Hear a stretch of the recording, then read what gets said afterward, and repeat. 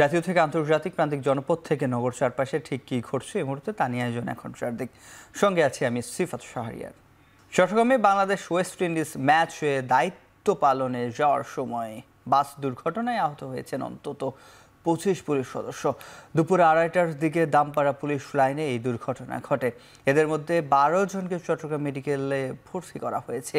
বাকিদের police lines হাসপাতালে চিকিৎসা দেওয়া হচ্ছে বলে জানা গেছে। পুলিশ জানায় দুপুর প্রায় 50 জন পুলিশ সদস্যকে নিয়ে বাসটি দামপাড়া থেকে রওনা হয়। তারা সবাই বাংলাদেশ ও ওয়েস্ট ইন্ডিজের মধ্যে তৃতীয় টি-20 ম্যাচে নিরাপত্তার দায়িত্বে ছিলেন। পুলিশ লাইনের ভেতরে উঁচু রাস্তা থেকে নিচে নামার সময় হঠাৎ নিয়ন্ত্রণ হারায় বাসটি। পরে সড়কের পাশে দেয়ালে ধাক্কা লাগে। এতে নারী পুলিশ সহ অন্তত 25 জন আহত হন। পরে ফায়ার সার্ভিস ও পুলিশ দ্রুত ঘটনাস্থলে এসে আহতদের উদ্ধার করে হাসপাতালে নেন। দুর্ঘটনা কবলিত বাসটি বর্তমানে পুলিশ লাইনের ভেতরে রাখা হয়েছে।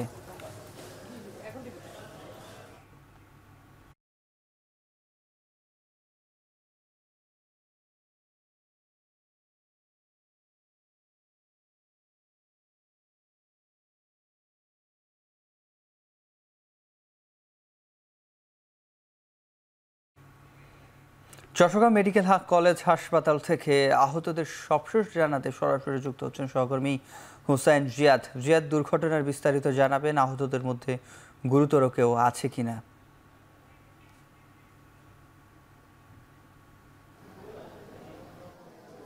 সিফাত, দুর্ভাগ্যজনক একটি ঘটনা এবং বলা যায় যে মর্মান্তিক একটি দুর্ঘটনা ঘটলো। যারা নিরাপত্তার দায়িত্ব দিতে যাচ্ছিলেন যে পুলিশ সদস্য, তারাই দুর্ঘটনার মুখে পড়লেন। আজ দুপুর 2টার কিছু পরে এই দুর্ঘটনাটি ঘটে। চট্টগ্রামের যে দামপাড়া পুলিশ লাইন, যেখান থেকে পুলিশ সদস্যরা বাংলাদেশ ওয়েস্ট ইন্ডিজ টি-20 সিরিজের শেষ ম্যাচ ছিল আজকে সাগরিকা স্টেডিয়ামে, সেই স্টেডিয়ামের নিরাপত্তার দায়িত্বে ছিলেন এই পুলিশ সদস্যরা। তো দুপুর 2টার কিছু পরে বা 2:30টার দিকে তারা আসলে এই দামপাড়া পুলিশ লাইন থেকে সবাই বের হচ্ছিলেন এবং ঠিক সেই মুহূর্তেই তারা দুর্ঘটনার কবলে পড়েন এবং এর মধ্যে 25 জন আহত হয়েছেন নারী পুলিশ সদস্য এবং যে বাসটি নিয়ে তারা যাচ্ছিলেন সেই বাসটি চালকও একই সাথে আহত হয়েছেন। আমরা যারা এসেছেন হতাহত, তাদের সাথে যারা স্বজন এসেছেন তাদের সাথে কথা বলেছি, পুলিশের সাথে কথা বলেছি। তারা বলছিলেন যে দুপুর 2:30টার দিকে বাসটি যখন রওনা করে দামপাড়া পুলিশ লাইন্স থেকে এবং রওনা করার সেই পথটি কিন্তু উঁচু নিচু পাহাড়ি পথ, সেই পথে তারা নামছিলেন এবং বাসটি যাওয়ার 1 মিনিটের মধ্যে, অর্থাৎ রওনা হওয়ার 1 মিনিটের মধ্যেই সেটি ব্রেক ফেল হয়েছে সেটি চালক বুঝতে পারেন এবং বুঝতে পারার সাথে সাথেই তিনি সতর্ক করেন বাসে থাকা সবাইকে। কিন্তু এর মধ্যেই আসলে বাসে এক ধরনের আতঙ্ক ছড়িয়ে পড়ে। তিনি বাসে থাকা সবাইকে শক্ত হয়ে বসার জন্য সতর্ক করেন এবং সবাইকে শক্ত হয়ে বসতে বলেন। তার কিছুক্ষণ পরেই বাসটি আসলে সেই দামপাড়া পুলিশ লাইনের ভেতরেই সড়কের পাশের একটি দেয়ালে গিয়ে আঘাত করে এবং সেখানেই মর্মান্তিক এই দুর্ঘটনাটি ঘটে, যেখানে প্রায় 25 জন নারী পুলিশ সদস্য আহত হয়েছেন। আমরা এই ঘটনার পরপরই দেখেছি সব পুলিশ সদস্যকে দ্রুত ফায়ার সার্ভিস কর্তৃপক্ষ এবং বাকি পুলিশ সদস্যরা মিলে তারা দ্রুত মেডিকেলে নিয়ে আসেন, অ্যাম্বুলেন্সে তুলে এবং ক্যাজুয়ালিটি যে বিভাগটি রয়েছে যেখানে দেখছেন সেখানে পুলিশ সদস্যরা এখন চিকিৎসাধীন অবস্থায় রয়েছেন এবং এখানে প্রায় চট্টগ্রাম মেডিকেল কলেজ হাসপাতালে 12 জন নারী পুলিশ সদস্যকে আনা হয়েছে এবং এর পাশাপাশি যে পুলিশ লাইন্সে যেই হাসপাতালটি রয়েছে পুলিশের, সেই হাসপাতালে মূলত বাকিদের নেওয়া হয়েছে। তো আমরা এখানে চিকিৎসকদের সাথে কথা বলেছি। আমরা দেখেছি যে কারো নাকে, কারো মাথায়, কারো পায়ে ইনজুরি হয়েছে, তবে এখনও পর্যন্ত বড় ধরনের কোনো হতাহতের ঘটনা ঘটেনি। অর্থাৎ যে ইনজুরিগুলো রয়েছে সেগুলো এখনও পর্যন্ত আশঙ্কাজনক নয় কারোর জন্য, সেটি চিকিৎসকরা বলছেন এবং এখানে ক্যাজুয়ালিটি বিভাগে তাদের চিকিৎসা দেওয়া হয়েছে। অন্যান্য যে ওয়ার্ডগুলো রয়েছে, বিশেষ করে এক্স রে করা বা অন্যান্য সিটি স্ক্যান করা যাদের প্রয়োজন, সেগুলো সম্পন্ন হয়েছে। তো এখানে আসলে একই সাথে অনেকজন রোগী হওয়ায়, অর্থাৎ প্রায় 12-15 জন রোগী একসাথে আসে, কিছুটা হুড়োহুড়ি তৈরি হয় প্রথম দিকে, কিন্তু সেটি সামলে নিয়েছেন এই মুহূর্তে চিকিৎসকরা এবং যারা এখান থেকে প্রাথমিক চিকিৎসা শেষে বিভিন্ন ওয়ার্ডে নেওয়া হয়েছে এবং কাউকে চট্টগ্রাম পুলিশ লাইন্স হাসপাতালে, যেটি পুলিশের বিশেষায়িত হাসপাতাল, সেখানে কাউকে পাঠিয়ে দেয়া হয়েছে। তো পুলিশ যেটি বলছে যে এখানে যারা ঊর্ধ্বতন কর্মকর্তা রয়েছেন পুলিশের, তারা কিন্তু কেউ পুলিশ লাইন্স হাসপাতালে গিয়েছেন হতাহতদের দেখার জন্য, এবং অনেক পুলিশের ঊর্ধ্বতন কর্মকর্তারা তারা শুরুতে এখানে এসেছিলেন, এবং আরও খবরাখবর নিতে বাকি পুলিশের ঊর্ধ্বতন কর্মকর্তা, বিশেষ করে পুলিশ কমিশনার কিছুক্ষণ পরেই চট্টগ্রাম মেডিকেল কলেজ হাসপাতালে এখানে আসার কথা রয়েছে। তো সব মিলিয়ে আসলে তারা বাংলাদেশ ওয়েস্ট ইন্ডিজ ম্যাচের অর্থাৎ টি-20 সিরিজের আজকে শেষ ম্যাচ, সেটির আসলে দায়িত্ব পালনকালে যাচ্ছিলেন। সন্ধ্যা 6টায় সেই ম্যাচটি অনুষ্ঠিত হওয়ার কথা ছিল সাগরিকা যে স্টেডিয়াম, সেই স্টেডিয়ামে যাচ্ছিলেন। তো শুক্রবার ঠিক জুমার নামাজের পরপরই 2টার পরেই তারা আসলে খেয়ে রওনা হয়েছিলেন সেই নিরাপত্তার দায়িত্ব, কারণ সেখানে এক ধরনের স্টেডিয়াম কেন্দ্রিক একটি কঠোর নিরাপত্তা আজকে নেওয়ার কথা ছিল, যেহেতু গত যে ম্যাচটি দ্বিতীয় যে ওয়ানডে সিরিজটি ছিল, সেই ওয়ানডে সিরিজে আপনি জানেন যে সেখানে সাকিব আল হাসানের একটি পোস্টার প্রদর্শন এবং স্লোগানকে কেন্দ্র করে দুই পক্ষের মধ্যে সংঘর্ষের ঘটনা ঘটেছে। এরপরেই আসলে পুলিশ সেখানে কঠোর নিরাপত্তা নিশ্চিত করতে চেয়েছিল পুলিশ সদস্যরা, এবং প্রায় যে বাসটি দুর্ঘটনার কবলে পড়ে আমরা জানতে পেরেছি সেখানে 45 থেকে 50 জন পুলিশ সদস্য ছিলেন, তার মধ্যে 20 থেকে 25 জনের মতো আহত হয়ে হাসপাতালগুলোতে ভর্তি আছেন। বাকিরাও হাসপাতালে না গেলেও তারাও কিন্তু আহত আছেন, এবং চট্টগ্রাম মেডিকেলে যে 12 জন আসছেন তাদেরকে এই ক্যাজুয়ালিটি ওয়ার্ডে প্রাথমিক চিকিৎসা শেষে এখানকার অর্থোপেডিক্স বা অন্যান্য যে ওয়ার্ডগুলো রয়েছে সেখানে কয়েকজনকে পাঠানো হয়েছে। তো এই ছিল আমার কাছে দুর্ঘটনার সবশেষ খবর। চট্টগ্রামে দুর্ঘটনার কবলে পড়েছে পুলিশ বাস, সেটি জানাচ্ছিলেন আমাদের সহকর্মী হুসাইন জিয়াদ। এদিকে গাজীপুরের জয়দেবপুর জংশনে মোহনগঞ্জ এক্সপ্রেস ট্রেনের একটি বগি লাইনচ্যুত হয়েছে। শুক্রবার বেলা 2:30টার দিকে বগিটির লাইনচ্যুত হয়, এতে বন্ধ আছে একটি লাইনে ট্রেন চলাচল। স্থানীয়রা জানায় ঢাকা থেকে ছেড়ে আসা মোহনগঞ্জ এক্সপ্রেস ট্রেনটি নেত্রকোনার মোহনগঞ্জ যাচ্ছিল। জয়দেবপুর জংশনের আগেই ট্রেনটি শেষ দিকের একটি বগি হঠাৎ রেল লাইন থেকে ছিটকে যায়। ঘটনার পরপরই ট্রেনটি থামিয়ে দেওয়া হয়, তবে এই ঘটনায় কোনো প্রাণহানি বা আহতের ঘটনা ঘটেনি। খবর পেয়ে রেলওয়ের উদ্ধারকারী দল ঘটনাস্থলে পৌঁছে উদ্ধার ও মেরামতের কাজ শুরু করেছে। ট্রেনটি উদ্ধারের আগ পর্যন্ত ময়মনসিংহের সাথে ঢাকার একটি লাইনে ট্রেন চলাচল বন্ধ থাকবে, তবে দ্রুত সময়ের মধ্যে ট্রেনের বগিটি উদ্ধার করে সরিয়ে নেওয়ার চেষ্টা চলছে বলে জানায় রেল কর্তৃপক্ষ।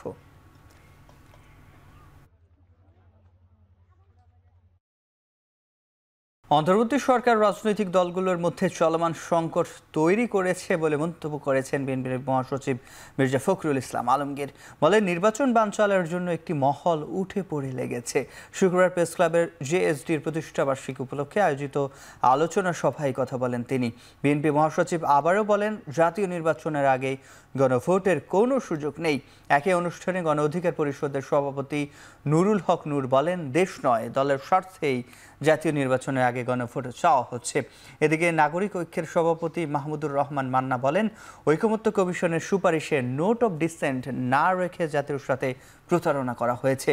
আবারও ফ্যাসিবাদ ফিরলে জামাতেরই সবচেয়ে বেশি ক্ষতি হবে বলে মন্তব্য করেন তিনি।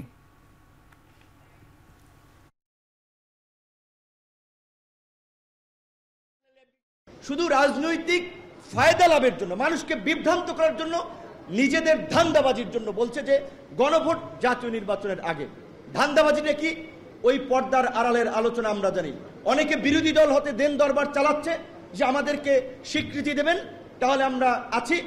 অদ্ভুত বিষয়, কমিশন এখন আমাদের সামনে প্রস্তাব হাজির করবার সময় সেই সমস্ত নোট অফ ডিসেন্ট বা ভিন্ন মত বাদ দিয়ে দিয়েছেন। এটা একটা 410 ডিগ্রি হলো না?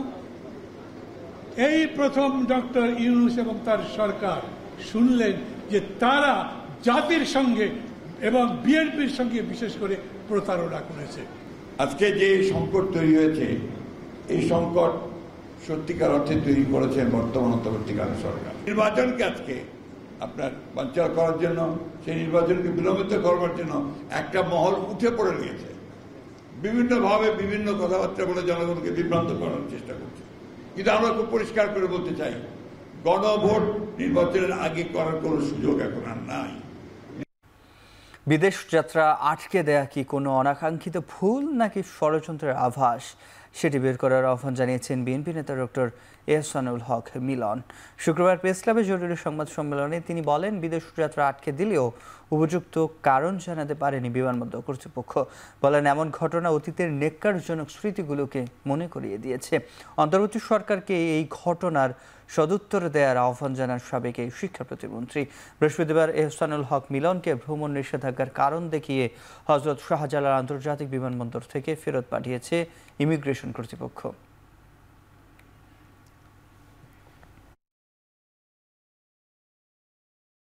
আমি সরকারের কাছে জানতে চাই, কেন আমাকে বিদেশ যেতে দেওয়া হলো না। এই সরকারের কোনো সংস্থা বা বিভাগ কোনো ভুল তথ্য বা ষড়যন্ত্রে বিভ্রান্ত হবেন না এবং আমি সহ দেশের সকল নাগরিকের সাংবিধানিক ও নাগরিক মানবিক অধিকার রক্ষার যথাযথ ব্যবস্থা গ্রহণ করবেন। নভেম্বরের মধ্যে গণভোট ও ফেব্রুয়ারিতে নির্বাচনের আগে জুলাই সনদ বাস্তবায়ন করতে হবে বলে জানিয়েছেন জামায়াত ইসলামী সেক্রেটারি জেনারেল মিয়া গোলাম পরোয়ার। বেলা 12টার দিকে খুলনার ডুমুরিয়া উপজেলা সনাতন শাখার উদ্যোগে হিন্দু সম্প্রদায়ের সাথে জামায়াত ইসলামী সম্প্রীতি সম্মেলনে এই কথা বলেন তিনি। এ সময় তিনি বলেন, গেল 54 বছর ধরে সনাতন ধর্মাবলম্বীদের ব্যবহার করে ক্ষমতায় গেছে বিভিন্ন দল, অথচ তাদের ভাগ্যের উন্নয়ন হয়নি। বলেছি, জাতীয় নির্বাচনের আগে এই সংস্কার প্রস্তাবগুলো গণভোটে দিতে হবে এবং সেটা জাতীয় নির্বাচনের আগে নভেম্বরেই গণভোট দিতে হবে। আমরা ফেব্রুয়ারিতে নির্বাচন চাই, প্রোভাইডেড জুলাই সদন বাস্তবায়ন আদেশ জারি করুন, নভেম্বরে গণভোট দিন এবং আগামী সংসদে এটা আইনি ভিত্তি যখন পেয়ে যাবে, সব সংস্কার তখন কাজে লাগবে, তখনই আমাদের নতুন বাংলাদেশের স্বপ্ন পূরণ হবে। সংস্কার প্রস্তাব না মানলে বিএনপি দায়িত্বহীনতার পরিচয় দেবে বলে মন্তব্য করেছেন জামায়াত ইসলামীর নায়েবে আমির আব্দুল্লাহ মোহাম্মদ তাহের, যা নতুন করে রাজনৈতিক সংকট তৈরির অপপ্রয়াস বলেও জানান তিনি। বেলা 12টার দিকে কুমিল্লা 14 গ্রামের নির্বাচন কেন্দ্র পরিচালক সমাবেশ শেষে সাংবাদিকদের এই কথা বলেন তিনি। এখন বিএনপি যদি সংস্কার না মানে, সংস্কার না চায়, এখন এই কথাটি বলা আমি মনে করি তাদের দায়িত্বহীনতার পরিচয়, নতুন করে দেশে একটি রাজনৈতিক সংকট তৈরি করার অপপ্রয়াস এবং ফেব্রুয়ারিতে যে নির্বাচনটি এসে গেছে এই নির্বাচন সম্পর্কে মানুষের ভিতরে সংশয় তৈরি করার একটি অপকৌশল। আজকের মধ্যেই জুলাই সনদ বাস্তবায়ন আদেশ জারি করতে সরকারের প্রতি ফের আহ্বান জানিয়েছেন জামায়াত। সকালে রাজধানীতে মেডিকেল ক্যাম্পে যোগ দিয়ে দলের নায়েবে আমির মুজিবুর রহমান বলেন, পরিবেশ নিশ্চিত না হলে সুষ্ঠু ও নিরপেক্ষ নির্বাচন সম্ভব না। জামায়াতের আমির ডাক্তার শফিকুর রহমানের নির্বাচনী আসন ঢাকা 15-র কাফরুল উত্তর থানায় আয়োজিত ফ্রি মেডিকেল ক্যাম্পে অংশ নিয়ে তিনি আরও বলেন, পিআর পদ্ধতিতে নির্বাচন হলে ভোট কারচুপি ও কেন্দ্র দখলের পরিবেশ তৈরি হবে না। নির্বাচনের আগেই সুষ্ঠু পরিবেশ নিশ্চিতের আহ্বান জানান তিনি।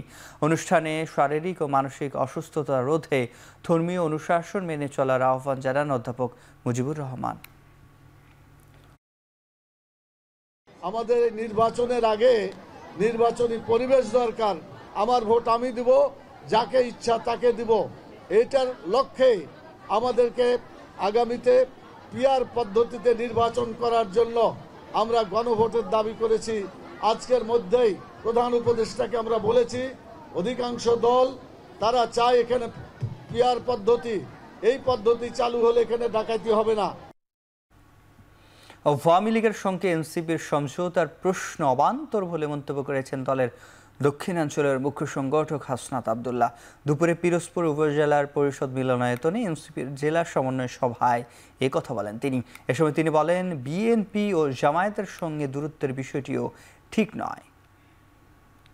রাজনীতি পুনর্গঠন সেই দিন থেকেই শুরু হয়েছে যেদিন আওয়ামী লীগ বিহীন বাংলাদেশ শুরু হয়েছে।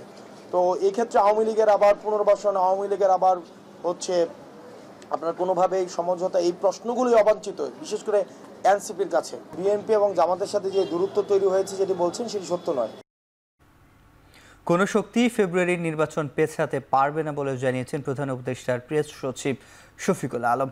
গণভোট ইস্যুতে যে সিদ্ধান্তই নেওয়া হোক না কেন, জাতীয় নির্বাচন 15 ফেব্রুয়ারির আগে হবে বলে জানান তিনি। দুপুরে নোয়াখালী বিজ্ঞান ও প্রযুক্তি বিশ্ববিদ্যালয়ে এক অনুষ্ঠানের গণমাধ্যমে এই কথা বলেন প্রেস সচিব। এ সময় তিনি বলেন, বিভিন্ন রাজনৈতিক দল নিজ নিজ মতের কথা বলছেন, তবে যে সিদ্ধান্ত সবচেয়ে ভালো সেটাই করবেন প্রধান উপদেষ্টা। এছাড়াও বলেন, আগামী 13 নভেম্বর ট্রাইব্যুনালে শেখ হাসিনার মানবতা বিরোধী অপরাধ মামলার রায় ঘোষণার তারিখ জানাবেন। তো এই জায়গায় যেটা হচ্ছে যে এই বিষয়ে আমাদের উপদেষ্টা পরিষদ এবং ক্যাবিনেট, আমাদের চিফ উপদেষ্টা, প্রধান উপদেষ্টা, ওনারা এটার ব্যাপারে ডিসিশন নেবেন।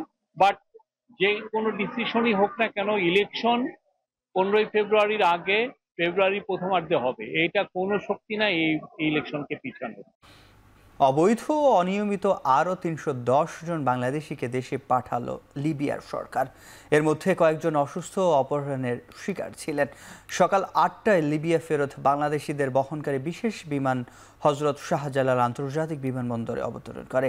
একই প্রক্রিয়ায় চলতি মাসে 3টি ফ্লাইটে 928 বাংলাদেশি দেশে ফিরেছেন। এদের বেশিরভাগ অবৈধভাবে সেখানে বসবাস করতেন। দূতাবাস জানায়, চার্টার ফ্লাইটে 2 জন নারী সহ দেশটির মিসরাতা শহরের 211 জন ও ত্রিপোলির 99 জন অভিবাসী দেশে ফেরেন।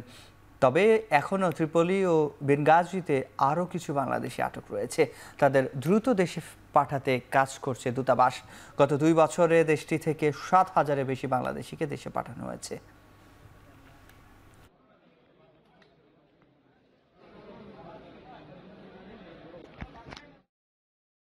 এক জায়গায় বিক্রি করছে, পরে আমরা 10 লক্ষ টাকা দিয়ে থেকে ছুটছি। এরপরে আবার অন্য জায়গায় যাইতে চাইছি, আবার রাস্তায় আমরা আটকায় পুলিশে আবার মাফিয়ার কাছে উঠাইছে।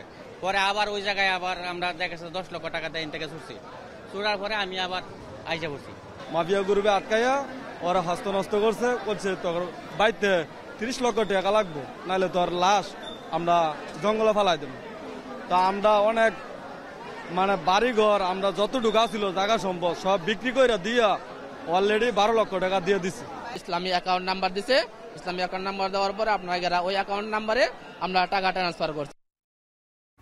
রাজধানীর বিভিন্ন স্থান থেকে কার্যক্রম নিষিদ্ধ আওয়ামী লীগ ও সহযোগী সংগঠনের ঝটিকা মিছিল থেকে 46 জনকে গ্রেপ্তার করেছে ঢাকা মেট্রোপলিটন পুলিশ।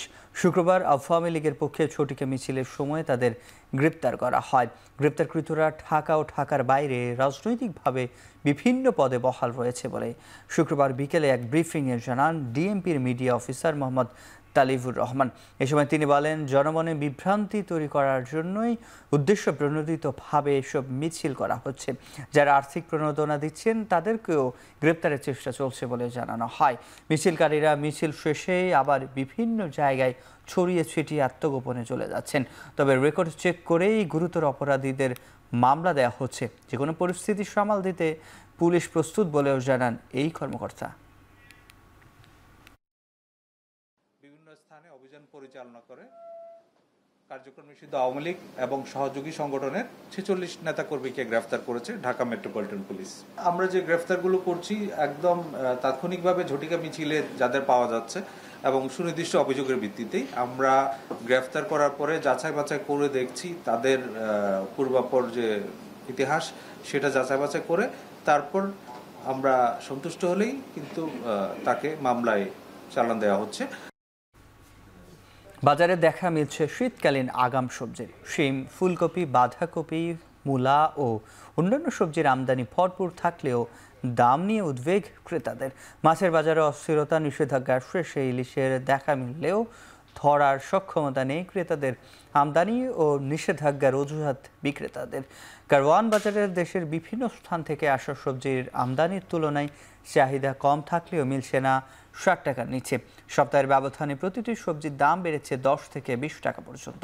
শীতের সবজির ফুলকপি ও বাঁধাকপি প্রতি পিস 60 থেকে 70 টাকা, পেঁপে 30 থেকে 40 টাকা, করলা ও শিম 60 টাকা, বেগুন ও পটল বিক্রি হচ্ছে কেজি প্রতি 50 থেকে 60 টাকা, লাউ প্রতি পিস 60 টাকা, টমেটো ও গাজরের দাম এখনও শতকের ঘরে। কাঁচামরিচের দাম কিছুটা কমে বিক্রি হচ্ছে 80 থেকে 90 টাকায়।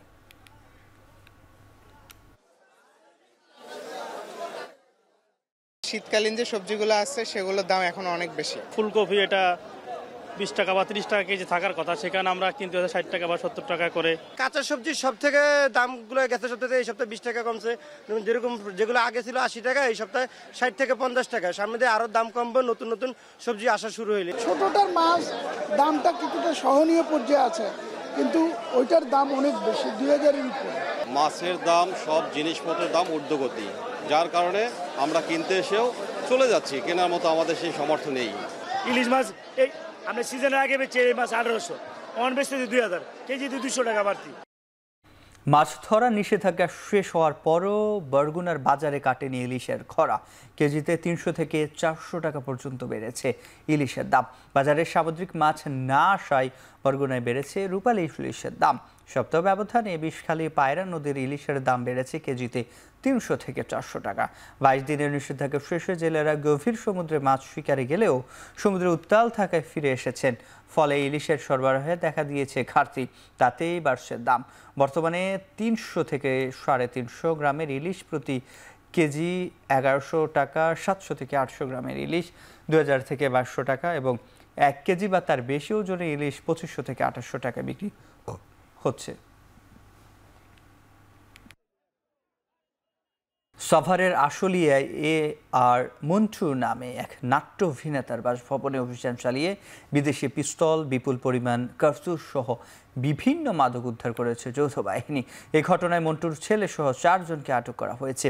প্রেস বিজ্ঞপ্তিতে জানানো হয়, স্থানীয়দের দেয়া খবরে বৃহস্পতিবার মধ্যরাতে আশুলিয়ার গাজীরচট মাটির মসজিদ এলাকায় এই অভিযান চালানো হয়। এ সময় একটি বিদেশি পিস্তল, 2টি ম্যাগাজিন, 33 রাউন্ড শটগান সহ বিপুল আগ্নেয়াস্ত্র ও মাদক জব্দ করা হয়।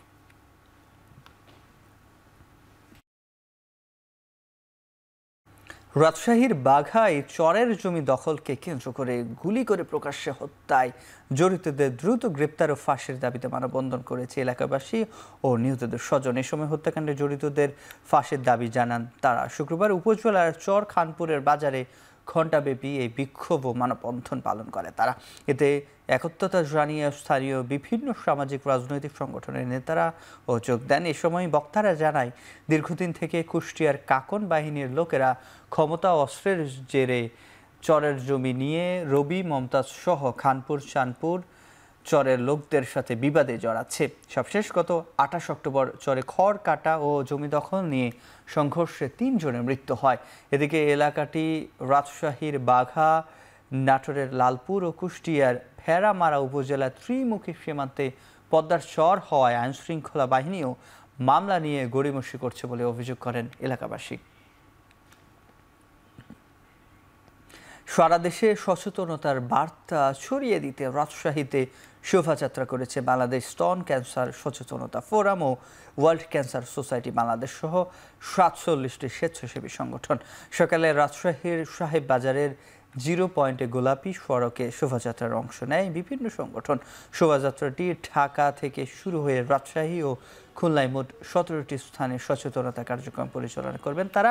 এ সময় চিকিৎসক, স্বাস্থ্যকর্মী, বিশেষজ্ঞ চিকিৎসক, ক্যান্সার বিজয়ী যোদ্ধা সংগঠন ও সংস্কৃতিজনরা শোভাযাত্রায় অংশ নেয়। পরে বাংলাদেশের সচেতনতার বার্তা ছড়িয়ে দিতে লিফলেট বিতরণ করা হয়।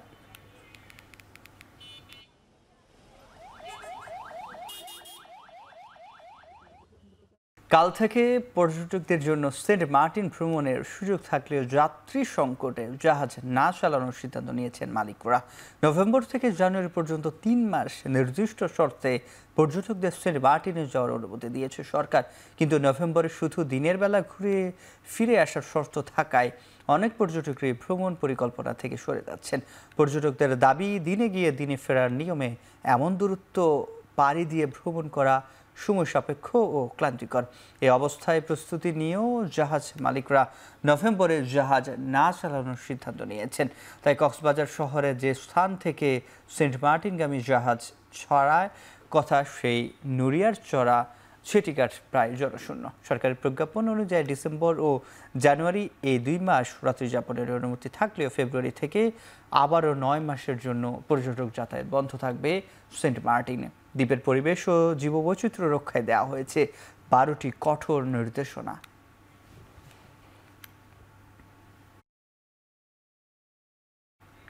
ছুটির দিনে কক্সবাজার ও রাঙ্গামাটিতে বেড়েছে পর্যটকদের ভিড়। দেশের বিভিন্ন প্রান্ত থেকে প্রকৃতিপ্রেমীরা ছুটে যাচ্ছেন সেখানে। এ নিয়ে বিস্তারিত জানাতে কক্সবাজার সমুদ্র সৈকত থেকে যুক্ত হচ্ছেন সহকর্মী মনতোষ বেদজ্ঞ ও রাঙ্গামাটি ঝুলন্ত সেতু থেকে যুক্ত হচ্ছেন সহকর্মী জিয়াউর রহমান জুয়েল। শুরুতে মনতোষ, কক্সবাজারের ভ্রমণ পিপাসুদের ভিড় কেমন দেখছেন জানাবেন, পর্যটক কেন্দ্রিক ব্যবসা বাণিজ্য কেমন সেটিও জানাবেন।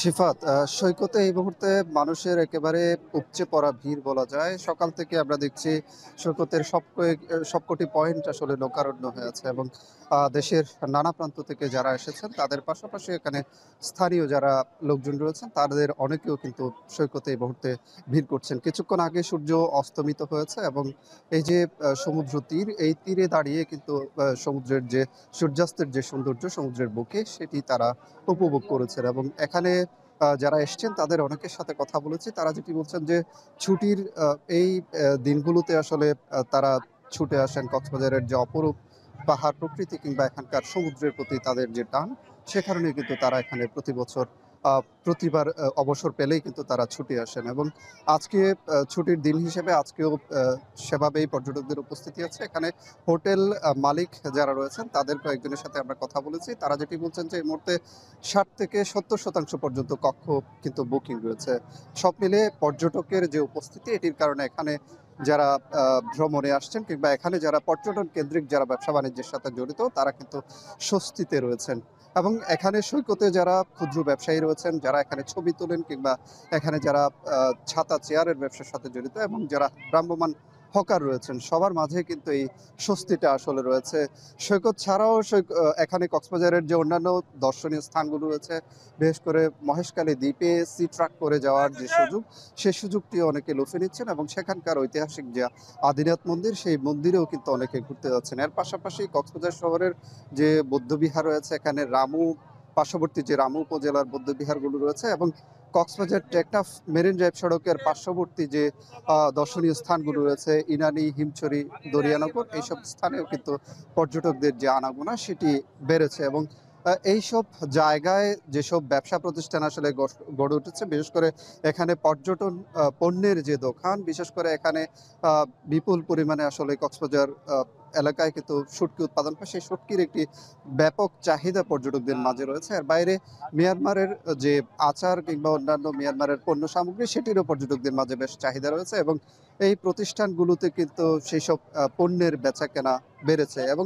এখানে পর্যটকরা, আমরা দেখছি যে পর্যটকদের ঘোরাফেরা যাতে নির্বিঘ্নে তারা যাতে ভ্রমণ করতে পারেন সেটি নিশ্চিত করতে এখানে জেলা প্রশাসনের যেখানে যারা বীজকর্মী রয়েছেন তারা যেমন তৎপর রয়েছেন, এখানে ট্যুরিস্ট পুলিশের সদস্যরাও কিন্তু সার্বক্ষণিক সক্রিয় রয়েছেন। তারা কিন্তু রাতের বেলায়ও এখানে তাদের যে টহল সেটি কিন্তু জোরদার করেছেন বলে আমাদেরকে জানিয়েছেন। সব মিলে পর্যটকদের মাঝে যে উচ্ছ্বাস সেটি আমরা দেখছি। এবং এখানে যেহেতু পর্যটক ছুটির দিন হলেই আসলে পর্যটকের সমাগম বাড়ে এবং সেই দিক থেকে হোটেল যারা এখানে হোটেলে আসেন সেখানে বারবার আসলে একটি অভিযোগ ওঠে, যেহেতু বাড়তি দাম রাখার একটি প্রবণতা, রেস্টুরেন্টগুলোতে কিন্তু বাড়তি দাম রাখার একটি প্রবণতা তৈরি হয়, সেটির কারণে কিছুটা আক্ষেপ পর্যটকদের আমরা করতে দেখি। রয়েছেন তারা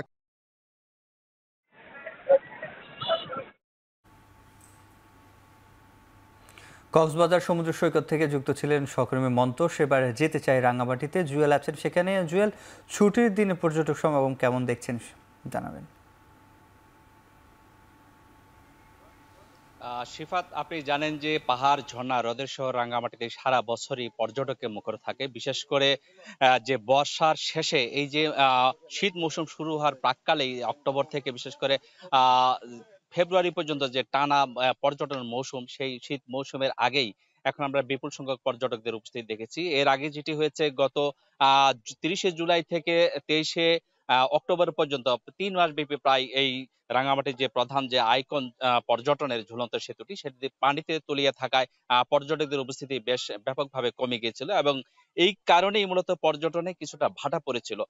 সেটি আসলে গত 24শে অক্টোবর খুলে দেওয়ার পর থেকেই আমরা গত 24শে অক্টোবর এবং আজকে এই যে ছুটির দিন শুক্রবার আমরা দেখেছি বিপুল সংখ্যক পর্যটকদের উপস্থিতি। আমরা সকাল থেকে এখানে লক্ষ্য করেছি, বিশেষ করে রাঙ্গামাটি শহর যেমন রয়েছে, রাঙ্গামাটি শহরের আশেপাশে যে পর্যটন কেন্দ্রগুলো, বিশেষ করে রাজবন, বিহার, সুবলং ঝর্ণা, আরণ্যক, পলয়েল পার্ক এবং আসাম বস্তি যে সড়ক রয়েছে তার দুধারে যে প্রকৃতির দৃশ্য, এই দৃশ্যগুলো দেখার জন্য বিপুল সংখ্যক পর্যটকদের উপস্থিতি দেখেছি। আর সবচেয়ে বড় যে বিষয়টি রয়েছে, রাঙ্গামাটির যে হ্রদ ভর্তি নীল জলরাশি রয়েছে, সেখানে আসলে পর্যটকদের ব্যাপকভাবে নৌভ্রমণ হয়েছে। অন্তত 60 থেকে 70% বুকিং হয়েছে বিভিন্ন হোটেলের রিসোর্টগুলোতে। রাঙ্গামাটি থেকে এই ছিল আমার কাছে সবশেষ। শিফাত। ছুটির দিনে কক্সবাজার ও রাঙ্গামাটিতে বেড়েছে পর্যটকদের ভিড়, সেটি জানাচ্ছিলেন দুই সহকর্মী। এদিকে গণসংহতি আন্দোলনের ৫ম জাতীয় সম্মেলনে বক্তব্য রাখছেন বিএনপি মহাসচিব মির্জা ফখরুল ইসলাম আলমগীর। সরাসরি চলে যাচ্ছে সেখানে। আমি দেখতে পাই না যে একটা অন্যায়ের বিরুদ্ধে ঢাকা বিশ্ববিদ্যালয় থেকে একটা মিছিল বেরিয়ে আসছে, কিন্তু সর্বশেষে আমরা 24শে জুলাইয়ে আমরা দেখেছি সেই শুধু ঢাকা বিশ্ববিদ্যালয় নয়, সারা দেশের তরুণরাই অন্যায়ের বিরুদ্ধে রাস্তায় নেমে এসেছে। আজকে এখানে অনেক হতাশা প্রকাশ করেছেন। আমি আমার ব্যক্তিগত জীবনে কোনোদিন হতাশাবাদী ছিলাম না, রাজনৈতিক জীবনে হতাশাবাদী নই, কারণ আমি বিশ্বাস করি যে ন্যায়ের জয় হবেই, সত্যের জয় হবেই। আজকে মানে আবার বলছি, আজকে যে সংকট তৈরি করেছে এই অন্তর্বর্তীকালীন সরকার, ঐক্যমত্য কমিশন, আমি বিশ্বাস করি যে এই সংকট কেটে যাবে। এই দেশের মানুষ কখনো পরাজয় বরণ করে না, পরাজয় বরণ করেনি, পরাজয় বরণ করবে না। বন্ধুগণ, আমাদেরকে সবসময় একটা কথা মনে রাখতে হবে, এই দেশটা আমাদের, এই মানুষগুলো আমাদের, এবং তাদের ঐক্যবদ্ধ করে আমাদের সমস্ত যে চক্রান্ত, সমস্ত যে আপনার ষড়যন্ত্র আমাদের বিরুদ্ধে হচ্ছে, তাকে পরাজিত করতে হবে। এখানে আমরা বিভিন্ন দল করতে পারি, বিভিন্ন মত থাকতে পারে, বিভিন্ন পথ থাকতে পারে। একটা বিষয় আমরা সবসময় এক ছিলাম, বাংলাদেশের ব্যাপারে সবার আগে বাংলাদেশ, এ ব্যাপারে আমাদের কোনো সন্দেহ নেই। আমি একটা কথা বলে শেষ করবো, সময় নেই, কারণ আপনার নামাজের সময় হয়ে গেছে, আমার আরেকটা প্রোগ্রামে যেতে হবে আমাকে। শুধু একটা কথাই বলবো, সরকারের কাছে আহ্বান থাকবেন, যা হওয়ার হয়ে গেছে আপনারা দয়া করে ওই সমস্যাগুলো সমাধান করে যাতে সবাই একসাথে আমরা নির্বাচনের দিকে যেতে পারি, এই সমস্যার সমাধান করে আমরা জনগণের কল্যাণের জন্য কাজ করতে পারি, সেই পথে গিয়ে চলুন। আমরা যেমন অতীতে আপনাদের সঙ্গে ছিলাম, সামনেও আপনাদের সঙ্গে থাকবো, কিন্তু অবশ্যই আপনাদেরকে নিজে এই যে জায়গা তৈরি করেছেন তার থেকে বেরিয়ে আসতে হবে, আপনাদেরকেই অন্য কিছু করে দেবে না। ধন্যবাদ সকলকে। সামাজিক গণসংহতি যে সম্মেলন সফল কামনা করছি, আপনারা সফল হন, এই দোয়া করছি। ধন্যবাদ। গণসংহতি আন্দোলনের ৫ম জাতীয় সম্মেলনে কথা বলছিলেন বিএনপি মহাসচিব মির্জা ফখরুল ইসলাম আলমগীর। এবার আন্তর্জাতিক প্রসঙ্গ। ভারতের সাথে ১০ বছর মেয়াদী প্রতিরক্ষা কর্মপরিকল্পনায় সই করেছে যুক্তরাষ্ট্র। শুক্রবার মালয়েশিয়ার রাজধানী কুয়ালালামপুরে মুখোমুখি হন মার্কিন প্রতিরক্ষামন্ত্রী পিটার হেগসেথ ও ভারতের প্রতিরক্ষামন্ত্রী রাজনাথ সিং। দক্ষিণ পূর্ব এশিয়ার অর্থনৈতিক জোট আসিয়ানের প্রতিরক্ষামন্ত্রীদের বৈঠকের সাইডলাইনে সাক্ষাৎ করেন দুই নেতা। দুই দেশের সম্পর্ক উন্নয়নে এটি উল্লেখযোগ্য পদক্ষেপ বলে মন্তব্য করেন এই দুই নেতা। আঞ্চলিক স্থিতিশীলতা রক্ষায় গুরুত্বপূর্ণ মাইলফলক বলে মনে করা হচ্ছে এই কর্মপরিকল্পনাকে। আগস্টে ভারতীয় পণ্যে যুক্তরাষ্ট্রের ৫০% শুল্ক আরোপের পর এটাই দুই নেতার প্রথম সাক্ষাৎ।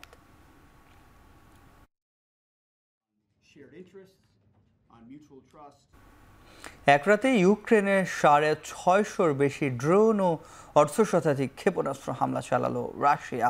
নিরবিচ্ছিন্ন হামলায় ইউক্রেনের প্রাণ গেছে কমপক্ষে ৭ জনের। আর বৃহস্পতিবার ইউক্রেনের জ্বালানি অবকাঠামো সহ বিভিন্ন স্থাপনা লক্ষ্য করে হামলা শুরু করে রুশ সেনাবাহিনী। শুধু উত্তর সীমান্তের সুমি অঞ্চলে 10টি ড্রোন হামলার কথা জানান আঞ্চলিক গভর্নর। হামলা অব্যাহত ছিল শুক্রবার ভোরেও। ইউক্রেনের দেশ জুড়ে বিদ্যুৎ সরবরাহ ব্যাপক বাধাগ্রস্ত হচ্ছে। যদিও রাশিয়ার ছোড়া বেশিরভাগ ড্রোন ও 2/3 ক্ষেপণাস্ত্র আকাশে ধ্বংসের দাবি করেছে কিয়েভ। অন্যদিকে স্থল অভিযানে নতুন করে ইউক্রেনের জাপোরিজিয়া ও খার্কিভ অঞ্চলের 2টি এলাকার নিয়ন্ত্রণ নিয়েছে রুশ বাহিনী।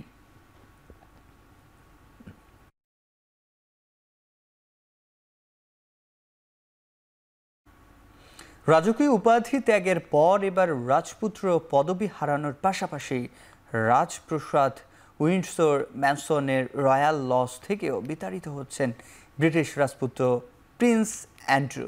রাজপুত্র পদবি ত্যাগের পর অ্যান্ড্রু মাউন্টব্যাটেন উইন্ডসর হিসেবে পরিচিত হবেন তিনি। প্রয়াত মার্কিন যৌন অপরাধী জেফ্রি এপস্টেইনের সঙ্গে তার সম্পর্কের বিষয়টি নিয়ে তদন্তের পর এই সিদ্ধান্ত নিয়েছে ব্রিটিশ রাজা তৃতীয় চার্লস। ব্যাকিংহাম প্যালেসের এক বিবৃতিতে জানানো হয়, প্রিন্স অ্যান্ড্রুকে তার বাসভবন উইন্ডসর ম্যানসন রয়্যাল লজ ত্যাগ করার জন্য নোটিশ পাঠানো হয়েছে। ব্যক্তিগত জীবন নিয়ে সমালোচনার মুখে চলতি মাসেই ডিউক অফ ইয়র্ক সহ অন্যান্য রাজকীয় উপাধি ত্যাগ করেন অ্যান্ড্রু।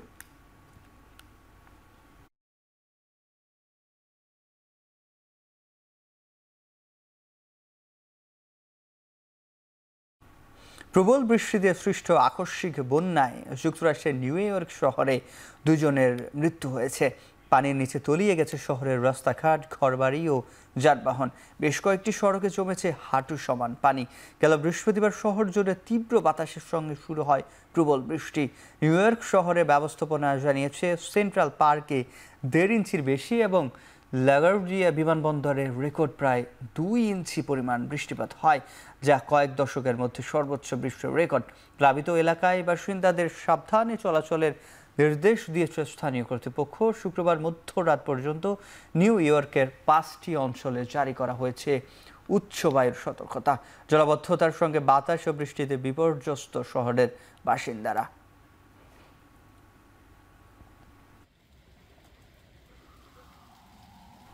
এদিকে ভিয়েতনামের মধ্যাঞ্চলের বন্যায় মৃতের সংখ্যা বেড়ে দাঁড়িয়েছে কমপক্ষে 13 জনে।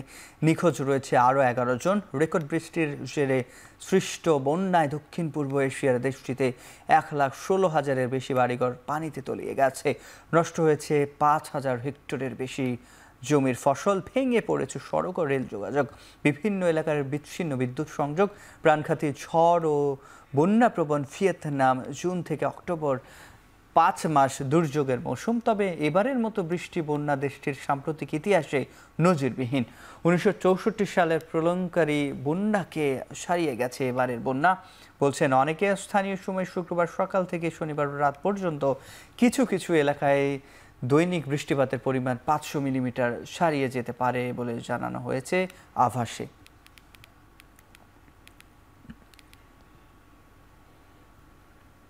এবার খেলার প্রসঙ্গ। সিরিজের শেষ ম্যাচে হোয়াইট ওয়াশ এড়ানোর লক্ষ্য নিয়ে সন্ধ্যায় মাঠে নামছে বাংলাদেশ।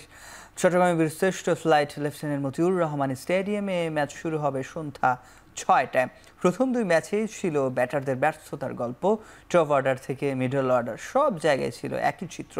শেষ ম্যাচে জয়ের জন্য তাই ব্যাটারদের কাছ থেকে গুরুত্বপূর্ণ ইনিংসে নজর থাকে টিম বাংলাদেশের। সিরিজের প্রথম 2 ম্যাচেই আগে ব্যাট করতে নেমে বড় সংগ্রহ পেয়েছে ক্যারিবিয়ানরা। চট্টগ্রামে তাই আরও একবার হাই স্কোরিং ম্যাচের প্রত্যাশা করা যেতেই পারে। অবশ্য সবশেষ ম্যাচে মুস্তাফিজ নাসুমদের বোলিংটা ছিল কার্যকর। শেষ ম্যাচেও তাদের দিকে তাকিয়ে থাকবে বাংলাদেশ। তার মান বাঁচানোর ম্যাচে টস ভাগ্যটাকেও পাশে পেতে চাইবেন লিটন দাস।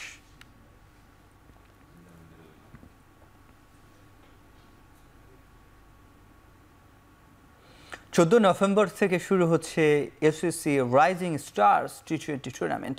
কাতারের দোহায় পাকিস্তান এবং ওমানের ম্যাচ দিয়ে শুরু হবে এই আসর। এই টুর্নামেন্টটি আগে মাঠে গড়িয়েছে SSC emerging teams Asia cup হিসেবে। তবে এবার নাম পরিবর্তন হয়ে আসরটি গড়াচ্ছে টি20 ফরম্যাটে। আয়োজকরা শুক্রবার 2 গ্রুপের নাম ও সূচি প্রকাশ করেছে।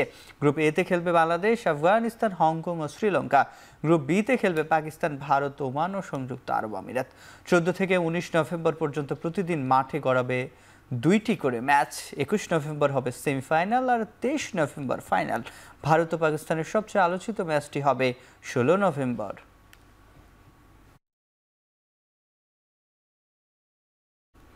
ডিসেম্বরের সাদা বলে 2 ফরম্যাটে সিরিজ খেলতে ভারত যাবে নিগার সুলতানা জ্যোতির দল। আইসিসির ফিউচার ট্যুরস প্রোগ্রাম অনুযায়ী ডিসেম্বরের মাঝামাঝি সময়ে ভারতে 3 ম্যাচের ওয়ানডে ও টি-20 সিরিজ খেলতে যাচ্ছে বাংলাদেশ জাতীয় নারী ক্রিকেট দল। ইতিমধ্যে দুই দেশের ক্রিকেট বোর্ডের মধ্যে সূচি চূড়ান্ত করার আলোচনা চলছে। ওয়ানডে সিরিজ দিয়েই শুরু হবে আইসিসি নারী ওয়ানডে চ্যাম্পিয়নশিপের নতুন চক্র। আগামী 8 নভেম্বর থেকে নারী জাতীয় ক্রিকেট লিগ শুরু হতে যাচ্ছে বিকেএসপিতে। তবে ফিটনেসের কারণে লিগে খেলছেন না অধিনায়ক নিগার সুলতানা জ্যোতি। এছাড়া ওয়ার্কলোড ম্যানেজমেন্টের কারণে বাঁহাতি স্পিনার নাহিদা আক্তার ও পেসার মারুফ আক্তারকেও দেওয়া হয়েছে বিশ্রাম। রাজনৈতিক অস্থিরতার কারণে বাংলাদেশে ভারতীয় পুরুষ দলের সম্ভাব্য সফর স্থগিত থাকলেও নারী দলের সিরিজটি হচ্ছে ভারতের মাটিতে।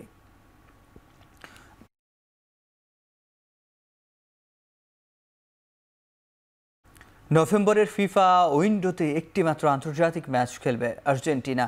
আফ্রিকান দেশ অ্যাঙ্গোলার বিপক্ষে ম্যাচটি হবে আগামী 14 নভেম্বর। দুই প্রীতি ম্যাচের প্রতি আগ্রহ থাকলেও শেষ পর্যন্ত কেবল অ্যাঙ্গোলার বিপক্ষে ম্যাচ খেলেই বছর শেষ করতে হবে লিওনেল মেসির আর্জেন্টিনাকে।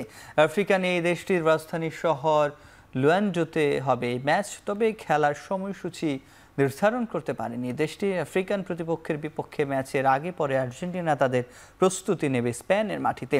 ম্যাচ না থাকলেও 18 নভেম্বর পর্যন্ত স্পেনে নিজেদের ক্যাম্প চালিয়ে যাবে লিওনেল স্কলানির শিষ্যরা। যদিও এই ম্যাচের কেন্দ্র করে ক্যাম্পের জন্য স্কোয়াড ঘোষণা করেনি কোচ স্কলানি।